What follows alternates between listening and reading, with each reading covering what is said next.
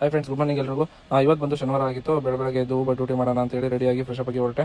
ಮನೆಯಿಂದ ಹೊರಟು ಇಲ್ಲಿ ಜಾಡಿ ಕ್ರಾಸ್ ಹತ್ರ CNG ಬಂಕಿಗೆ ಬಂದೆ. CNG ಬಂಕ್ ಹತ್ರ ನೋಡಿದ್ರೆ ಗಾಡಿಗಳು ಸಿಕ್ಕಾಪಟ್ಟೆ ಗಾಡಿ ಇದ್ದು. ಹಂಗಂಗೆ ವೆಯ್ಟ್ ಮಾಡಿ ಬಂದು CNG ಹಾಕ್ಸ್ಕೊಂಡೆ. ಗಾಡಿಗೆ CNG ಫುಲ್ ಆಯಿತು. CNG ಹಾಕಿಸ್ಕೊಂಡಿದ್ದ ತಕ್ಷಣ ಊಬರು ಓಲೋ ಎರಡು ಆನ್ ಮಾಡಿದ್ದೆ. ಇನ್ನೂ ಯಾವುದೂ ಡ್ಯೂಟಿ ಬಿದ್ದಿಲ್ಲ. ಡ್ಯೂಟಿ ಬಿಲ್ಲಿಂದ ವೆಯ್ಟ್ ಮಾಡ್ತಾ ಇದ್ದೆ. ವೆಯ್ಟ್ ಮಾಡ್ಕೊಂಡು ಕೂತಿದ್ದೆ. ಹಂಗೆ ಒಂದು ಡ್ಯೂಟಿ ಕೊಟ್ಟೆ ಬಿಟ್ಟು ಅದು ಇಲ್ಲಿಂದ ಅಂದರೆ ಯಶವಂತಪುರ ರೈಲ್ವೆ ಸ್ಟೇಷನ್ ಬಿತ್ತು. ಕಸ್ಟಮರ್ನ ಪಿಕಪ್ ಮಾಡೋಕ್ಕೆ ಅಂತ ಹೊರಟೆ. ರೈಲ್ವೆ ಸ್ಟೇಷನ್ ಹತ್ರ ಇದ್ದರು. ಇಲ್ಲಿ ನೋಡಿದ್ರೆ ರೈಲ್ವೆ ಸ್ಟೇಷನ್ ಹತ್ರ ಫುಲ್ ಜಾಮ್ ಆಗಿತ್ತು. ಕಸ್ಟಮರ್ಗೆ ಕಾಲ್ ಮಾಡ್ತಿದ್ದೆ, ಕಾಲ್ ಪಿಕ್ ಮಾಡ್ತಿರ್ಲಿಲ್ಲ. ಕೊನೆಯ ಕಸ್ಟಮರ್ ಸಿಕ್ಕಿದ್ರು. ಕಸ್ಟಮರ್ನ ಪಿಕ್ ಮಾಡ್ಕೊಂಡು ಹೊರಟೆ. ಕೊನೆಗೆ ಕಸ್ಟಮರ್ ಡ್ರಾಪ್ ಆಯಿತು. 285 ಅಮೌಂಟ್ ಆಗಿತ್ತು. ಕಸ್ಟಮರ್ ಪೇ ಮಾಡಿ ಹೋಗ್ತಿದ್ದಂಗೆ ಆನ್ ಮಾಡಿದ್ದೆ. ಯಾವುದೋ ಡ್ಯೂಟಿ ಬಿದ್ದಿಲ್ಲ. ಕೊನೆಗೆ ಒಂದು ಡ್ಯೂಟಿ ಬಿದ್ದೇ ಬಿಡ್ತು.